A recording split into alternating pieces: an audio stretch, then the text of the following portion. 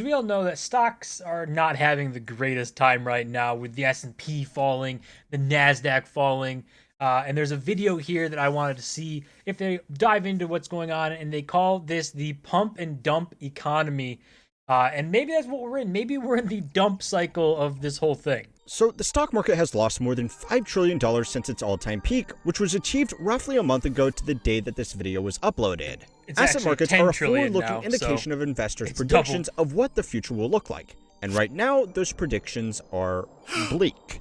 We have been talking about the everything bubble for a long time now. Everything from stocks to real estate to precious metals and even really dumb shit like meme coins have experienced massive price increases fueled primarily by wealthy speculators that are running out of things to invest in. If you are looking for something that could potentially come along and pop this bubble, then take your pick. Trade wars, actual wars, household debt, national debt, massive layoffs, government programs being cut, and the... So this, I would say, obviously the everything bubble. This is the spooky ghost term that's like everyone throws out saying, oh, just wait till the everything bubble pops.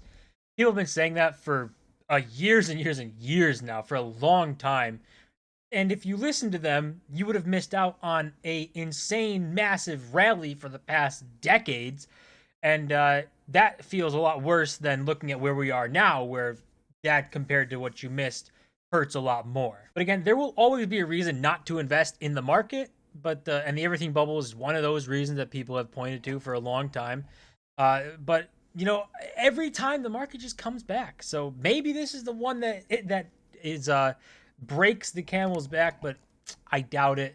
I doubt that we are going to see the stock market just go into a complete depression and the American economy go into complete depression. But maybe. Biggest problem of all, which is that nobody knows what the is going on anymore. $4 trillion of market value since its all-time high less than a month ago. I'm talking on February the 19th. An additional 25% tariff to 50% on steel and aluminum coming into the U.S. Up to $400,000 each and every single day. Federal judge is allowing President Trump's mass layoffs to press forward while legal proceedings continue. After tariffs hit imports from Canada and Mexico, President Trump now reversing his decision. President Trump walks back tariffs on most products from Mexico and Canada again.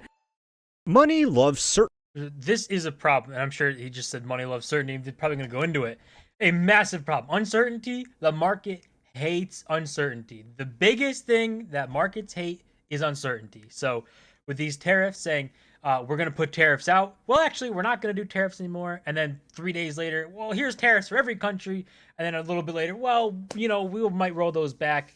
Bouncing back and forth like this is just dumb. Like, either do it or don't do it, but stop bouncing back and forth and putting them out, taking them back. Like, that just makes no sense. Business leaders and investors need to make decisions based on reasonable assumptions about what the future is going to look like. Every decision a business makes, from hiring or firing staff, building a warehouse, launching a new product, to paying a dividend, inevitably involves someone making an educated guess about the next quarter, the next year, and for some optimistic CEOs, the next decade. Now, sometimes those guesses are wrong, sometimes they are right, and good business managers should have a backup plan. If nobody has any idea what the next week, let alone the next decade is going to look like, the only responsible decision is to play it as safe as possible. For businesses, playing it safe means reducing expenses, halting new untested products, and stockpiling as much cash as possible to keep the business solvent for any eventuality. For active investors, playing it safe means liquidating their positions and moving into safe assets until they can properly analyze the market again. And this is probably what's going on, right? People playing it safe.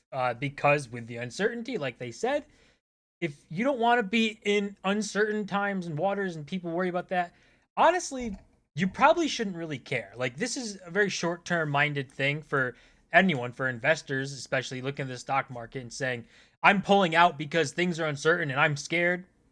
Well, what do you mean? If you're not going to use the money for something and and it was money that you had invested that you planned to leave in there for 10, 20, 30, 40 years, just don't touch it. Just say, yeah, things suck kind of now. Things are uncertain and things are tanking, but I'm leaving the money in there. I might even add more money. I might buy the dip. People love buying the dip. And, you know, that's worked until this point where people say, oh, it's not going to work anymore. Who knows, right? No one knows the future, but it's always been that the markets come back, things don't die. The American economy doesn't disappear. Like, things do come back. It's not the end of the world, even though a lot of people seem to think it is in the moment. Right now in America, even hedge funds, which typically do better during periods of increased market volatility, are sitting out the craziness. A report by the Financial Times found that across the industry, these investors are pulling back on leverage and reducing their exposure to the markets, even when, theoretically, these are the times when they are most likely to outperform and make huge bonuses. The reason for all these trends is the same. Nobody knows what to expect next. So yeah, we gotta talk about these tariffs. A brief recount of these measures so far is this. Before taking office, President Trump kicked things off by announcing 100% tariffs on any country that undermined the USD as a global medium of exchange. 6 days after inauguration, the first wave of new tariffs were placed on Colombia for not accepting deportation flights. 3 days later, 25% tariffs were proposed on Canada and Mexico, with an additional 10% tariff to be placed on Chinese goods on top of the tariffs already paid for those imports. Those were supposed to go in effect on the 4th, but then on the 3rd, they were delayed by 30 days, but only for Canada and Mexico. China's tariffs were put into effect and they hit back with a selection of their own tariffs. A week later, tariffs are announced on steel and aluminum by removing exemptions from tariffs set back in 2018. 3 days later, reciprocal tariffs are announced for countries beyond China, Canada, and Mexico, and warnings are issued that no country will be spared. 2 weeks after that, the Commerce Department is directed to start looking into the viability of copper tariffs. 3 days after that, the 25% tariffs on Canada and Mexico went into effect, with some carve-outs for things like energy, which were taxed at 10%. The additional tariff on Chinese imports was also raised from 10% to 20%. All three countries retaliate with tariffs of their own on select American goods. 1 day later, those tariffs are pulled back, but only for US automakers. Then a day after, the tariffs are delayed for everyone once again for another 25 days, but they will go into effect on the 2nd of April. For real this time. To start this week, tariffs were also placed on Australia, the UK, and Europe, with a threatened 200% tariff on wine and champagne after the European Union threatened a 50% tariff on American whiskey in response to America putting 25% tariffs on steel and aluminum. By the time you actually watch this video, it's highly likely that these tariffs will either be delayed, escalated, renegotiated, or forgotten about. That is true, but the tariffs, it's so much more complex than basically anyone wants to make it out to be, right? It's not as simple as tariffs are bad because countries have been tariffing and doing this trade tariffs since the beginning of time. Like, it's always been a thing. The U.S. is typically had tariffs and then rolled them back to help people rebuild after world wars, and then we just haven't really put them back in. So we have had tariffs before. It's just so much more complex, and people want to make it black and white, either good or bad, when it's just not that. But these tariffs, for market's sake, the amount of times they get put out, delayed, kicked back, put back, increased, decreased, negotiated, not done, this is the part that people really hate. And also, for tariffs like this, the reason a lot of people are kind of skeptical or worried about them, or at least like a finance space, is that the last time the U.S. had a lot of these tariff type things going on was before the Great Depression. And it kind of, people point to it and say, some of that stuff may have led to the Great Depression. Some of it might have not, the ball might have already been rolling for that. So the tariffs didn't really do anything. But either way, there's the Great Depression. There's one other time that I can't remember, but it led to a bad economic time. So tariffs at this scale historically haven't been great for us. They've damaged the economy far more than they helped. But that's the story so far.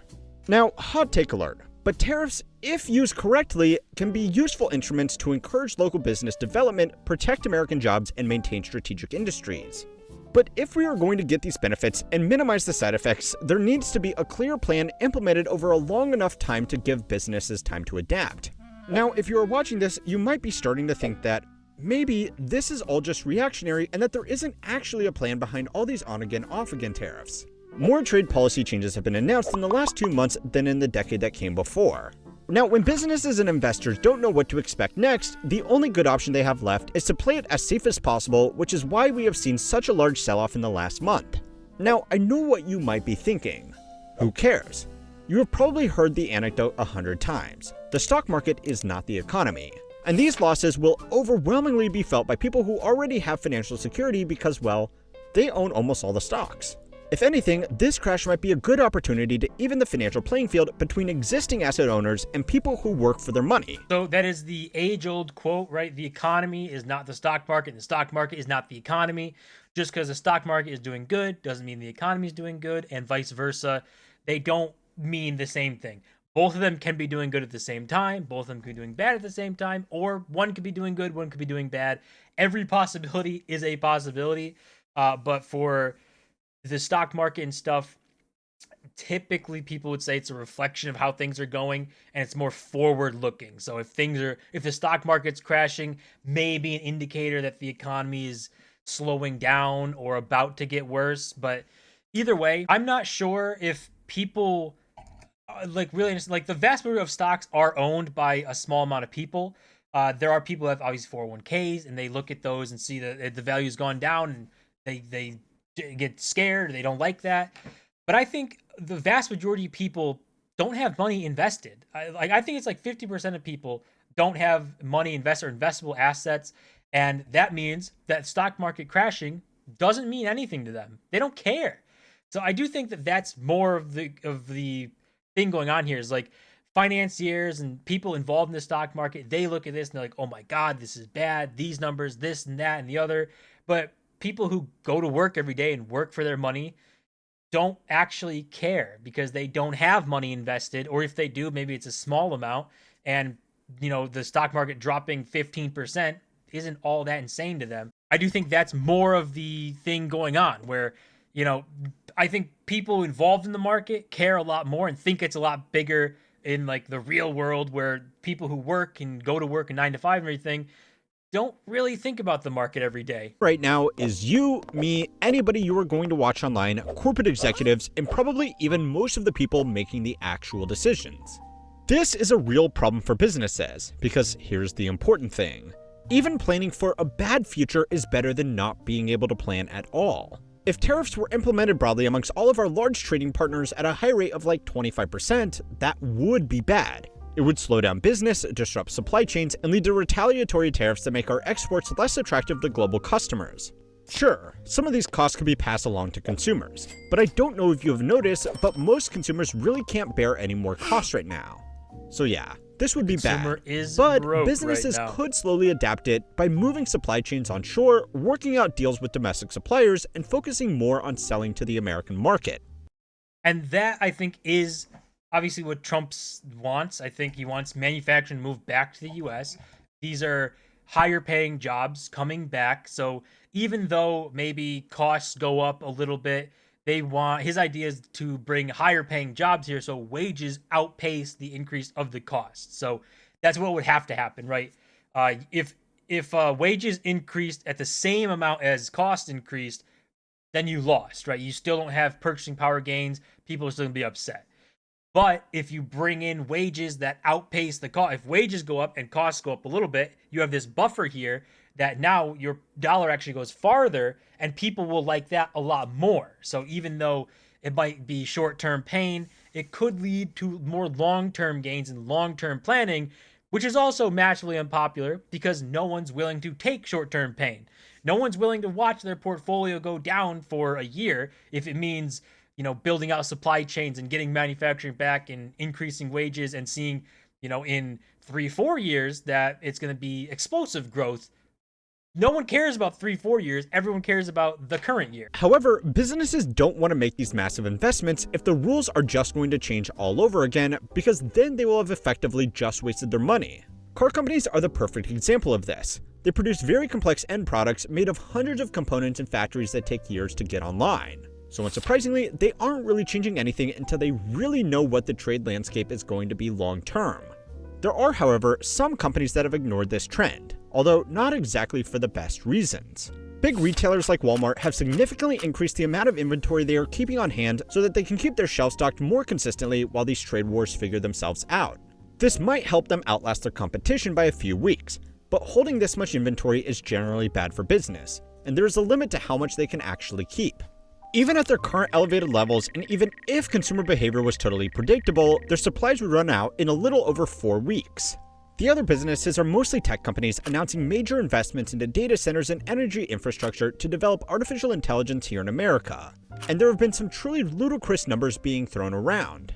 Now, spending hundreds of billions of dollars to further accelerate the production of AI slop might not sound like your idea of a great investment, but even if the end product is not ideal, these investments can do a lot of good. All of this infrastructure needs to be constructed by skilled technicians, and even though it feels at least a little bit dystopian that tech companies are onlining their own nuclear power plants to feed their insatiable appetite for energy, that's still going to give jobs to a lot of people in an area that really needs more funding. And this is kind of the other side of what people point to when they look at the tariffs and say tariffs are the idea behind tariffs is to get manufacturing jobs back and do all this, but realistically, how good is that? Because people look at those jobs and say, yes, they might be higher paying or higher wages and do all this and bring back higher paying jobs.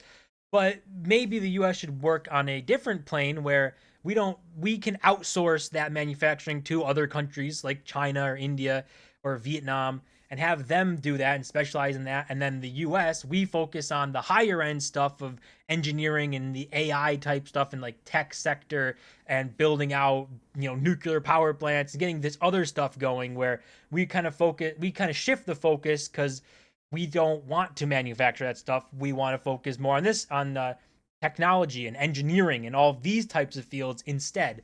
And I mean, I could see it both ways, right? But it just seems like that way might be a little bit tougher just with AI coming out. And the way people talk about it is obviously it's getting better and better every month that goes by. And those tech jobs and engineer jobs, software engineer and computer science jobs are all kind of getting replaced where they don't need people. They can get a few AIs, save the money, and just have the AIs do all the work. And now you have a problem where these high-paying jobs that you shifted to now all of a sudden don't exist anymore. But the same thing could happen to the other jobs as well. You could get robots and the AI into robots and figure out how to get them working in the factories to make whatever they got to make. So it goes both ways. That's just the argument. So it's either you want manufacturing jobs back in the US from these tariffs, or you say, screw it, we don't have to worry about that. We shift to a higher kind of plane of tech jobs, engineering, software, and kind of focusing on that side instead of the other one. I don't know which one's right, but those are the goals. The tariffs obviously running rampant behind the economy, behind the stock market. A lot of people aren't happy because no one is willing to suffer short term, even if it means long-term gains and long-term prosperity. You can't really say that, right? Nobody knows. But all I know is that no one wants to suffer short term. Everyone loves kicking the can down the road. That's why we are $37 trillion in debt with no plan of how to finance Social Security in the future or Medicaid or anything, because no one wants to deal with it. We just kick the can down the road and say, eventually something will happen. That's going to do it for this video. As always, do and subscribe, and I'll see you guys in my next video.